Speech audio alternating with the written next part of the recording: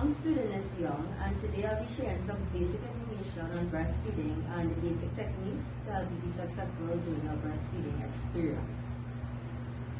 So at the end of our session, I'll be giving you these two pamphlets which were produced and created by the National Breastfeeding Coordinating Unit, right, in the Directorate of Women's Health of the Ministry of Health of Trinidad and Tobago. It's a guide to breastfeeding. It has everything we'll be discussing today, and it's a great resource for you to review all the information that we will have gone through, right? So moving on, the American Academy of Pediatrics recommend that women exclusively breastfeed their babies for the first 6 months of life, up to a year if possible, and longer if that works for you. This is coming out of the fact that breastfeeding has many benefits for both mothers and babies. So let's talk about the benefits for the babies. Let's start off with digestibility. Breast milk is made for humans. It cannot be replicated, and it's only made but produced by the mother. Right? It's easy to digest, it's easily absorbed. It is the perfect balance of nutrition. It contains water, fat, protein, minerals, vitamins, and other important nutrients that your baby needs for the first year of life. Right? And it's a natural laxative. So that means less constipation. Your baby's stool will be mustard in color. It will be soft. It will have a more tolerable smell, right? And breast milk also has disease-fighting properties against illnesses. So breastfed babies tend to have less infections and illness in their first year of life. Specifically, the infection of the ears and the lungs, they're less likely to develop that. Other infections they're less likely to develop are gastro, chest, and urinary tract infections. Next, I want to talk about type 2 diabetes. One of the advantages of breastfeeding is that your baby is less likely to develop type 2 diabetes later on in life once they are breastfed.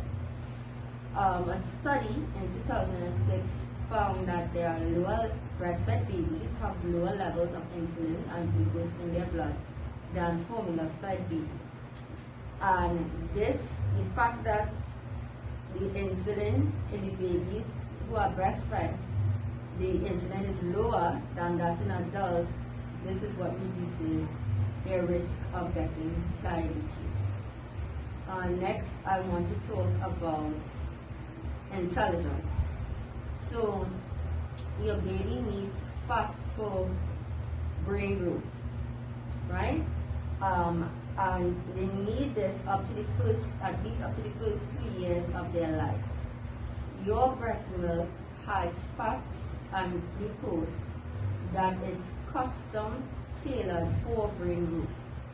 So what happens is these fats in your breast milk, they form insulation on the electrical wiring of your baby's brain, and it helps the baby to be much smarter in other ways, right? Next, I want to talk about weight and obesity. So breastfed babies, they stop feeding when they feel full. However, mothers tend to encourage a baby to finish the bottle although they're full already, right? And now, due to this, the baby will be developing unhealthy eating patterns, and this could be a foundation for being overweight. Now we're going to talk about the benefits for the mother. So we have postpartum recovery. It helps you to recover from delivery. And this is because the hormone of letdown, which causes the milk to be released so that your baby can eat, is oxytocin. And oxytocin is the hormone that causes you to have contractions during labor. And it helps your uterus to cramp down to its pre-pregnant size. It also helps with postpartum bleeding, the delivery of the placenta in one piece, and it helps with postpartum depression. We also have amenorrhea, which means no periods. So women who breastfeed enjoy the absence of their menses for the first 6 months of breastfeeding, right? There are also other benefits, not just that you get it, it's convenient, but it's also used as a natural method of birth control, because lactating amenorrhea means the pausing of your menstrual cycle while breastfeeding, which reduces fertility, which simply means it reduces your chances of getting pregnant, right? And it's 98 to 99% effective, and it also helps with the prevention of anemia. Other benefits is it reduces your risk of developing type 2 diabetes, cancer of the uterus, ovaries, breast cancer as well. Right? And other benefits is that it's convenient, it's always at the right temperature, there's no sterilization of bottles needed or preparation, and infant formula is expensive. You'll be spending about $1,500 per year, and if you have to mix it with store-bought water, that's additional $150. And then you have to think about wear and tear, buying new bottles, nipples, liners. We have to cater for spillage as well. So now we're going to talk about the latch-on process. Breastfeeding is natural, but it certainly doesn't come natural, right? It takes effort, and it may take some time. Finding the right positions, feeding positions that is comfortable for you and the baby, is a key element in successful breastfeeding. Signs of a good latch-on are if you feel a tugging or pulling sensation in your breast or in your lower abdomen during the early stages post-delivery, or for both breasts to the baby, meaning that you also need the breast for the next feed, right? How to know if your baby is swallowing? So the baby's temple and lower jaw will move rhythmically, as well as you will have breathy occasionally, which simply means the baby is exhaling after swallowing. Something to note when your milk is coming in is that your baby will not swallow as often as your volume of colostrum isn't that much. Ideally, your baby's lips will be flanged out like a fish or an open flower around the nipple and the areola, not under, because it will cause your nipple to become sore.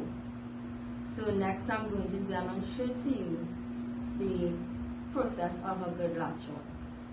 So step 1 of the demonstration, hold your baby's entire body close with the nose at the same level as your nipple. Step 2, let your baby's head tip back just enough for the top lip to brush against your nipple. That will help your baby to make a wide open mouth. Step 3, when your baby's mouth is wide open, the chin should be able to touch your breast face. The head should be tipped back so that the tongue can reach as much breast as possible. And the last step, your baby's chin should firmly touch your breast. The nose clear and mouth wide open. You should see much more of the darker nipple skin above your baby's top lip than below the bottom lip. As your baby feeds, the cheeks will look full and rounded. Right, so those are the 4 steps. If you still have any issues with getting the baby to latch on, the pamphlet that I will be giving you today has a list of contact information for the individuals that deal with breastfeeding that can assist you to get that baby to latch on, right? Thank you for attending this session. Before we end, I would like you to demonstrate what I said to you today in terms of the latch-on process. So here's the baby.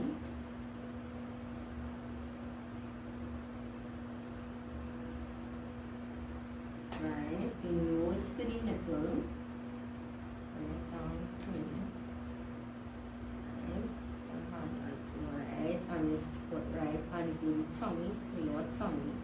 Nice, and the head will tilt back just like that. Good. Could you please tell me at least 3 things that you remember in terms of the importance, the benefits of breastfeeding for the baby? It helps the baby's immune system, also prevents cancer, and also most babies that breastfeed are least likely to get type 2 diabetes. Okay. Give me 4 benefits of breastfeeding for the mother.